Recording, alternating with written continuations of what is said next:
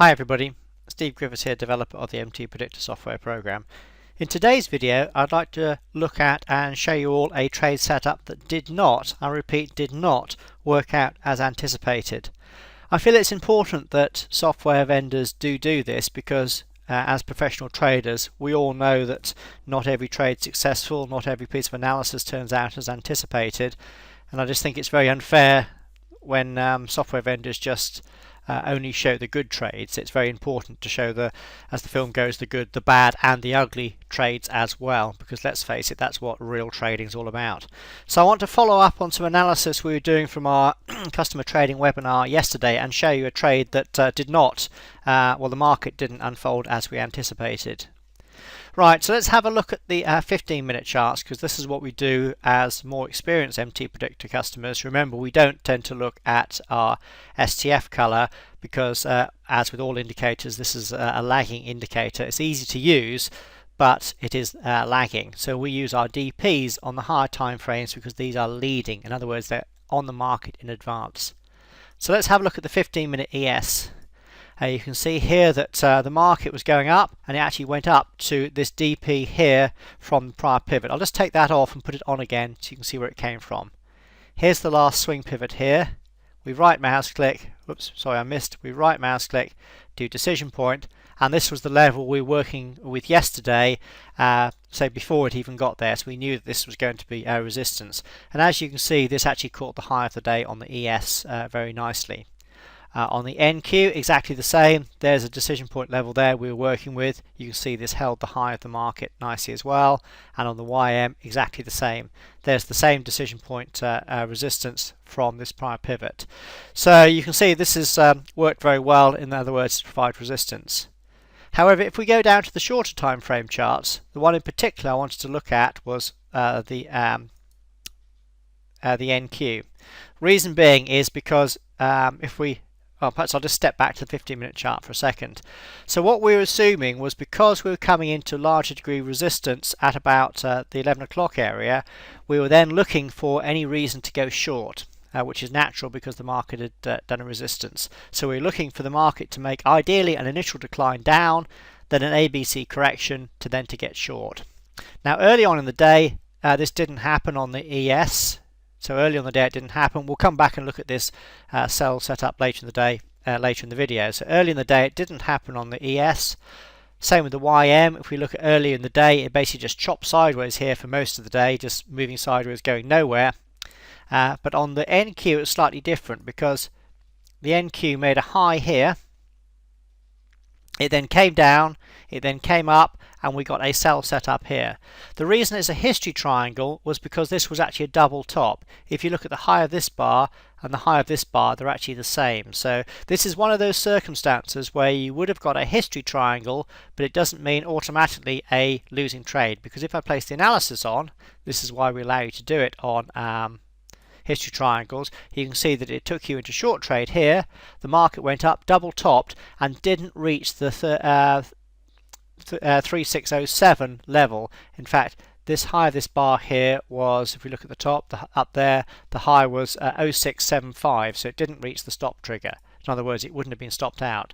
So the market did come down to these particular levels here.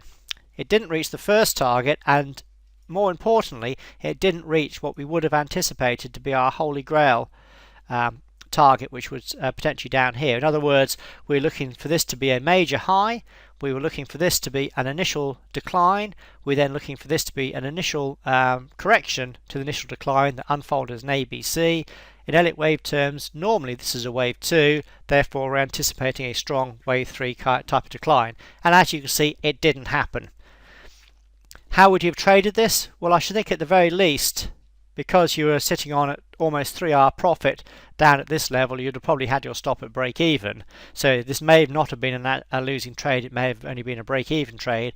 But I just wanted to show you that although we do some good analysis, and particularly these holy grail trade setups are very, very good, and you'll see lots of great examples of these in other videos, I just thought it's important to show this example because it didn't unfold as anticipated. And let's face it, as professional traders, we all know that sometimes the market just doesn't do what we anticipate. So this is a good example of that. Right, okay, so let's have a look what happened later in the day. I've already cited that there was a TS4 sell later in the day here on the ES. So if you had still been looking for short trades, which there's no reason why you wouldn't have done because of this major support on the 15-minute charts, you probably would have taken this short trade here. It didn't get down to the first target, so you'd have probably held it into close for a small 1.8R profit. So it would have been quite nice. And then on the YM, exactly the same happened as well, is that we had this TS4 sell here. Let's place the analysis on the red bar here. This actually went down to just tag the first target there for a potential 3.8R profit. Again, would you have still been looking for short trades later in the day? Probably yes, because even though the STF is blue, we've already talked about this being a lagging indicator. If we look at the YM was clearly at 15-minute resistance there. Therefore, the larger degree trend would have been deemed to be down. Therefore, you should still be looking for short trades. So even though it was a very choppy, horrible day, through most of the day, you'd have still been looking to take short trades there. So that would have been quite a nice trade. Incidentally, this low here came in right at DP support, because if I do the DP there, came in at that low there. And also on the NQ, I want to show that after this low came in, the market rallied up, but it didn't rally up to any old where. If I just clear this off, because if we go back to the last major pivot, which is this one, we place the DP on here. Again, these are leading indicators, so this would have been here on in advance, that as the market was going up to make just about new highs here, it actually hit this decision point level. It actually hit it on that bar there, which was high volume. It wasn't a normal VSA MTPredictor VSA trade setup, because the market didn't go up on high volume then reverse, but nevertheless it did hit that high at decision point resistance, and that held it and backed off.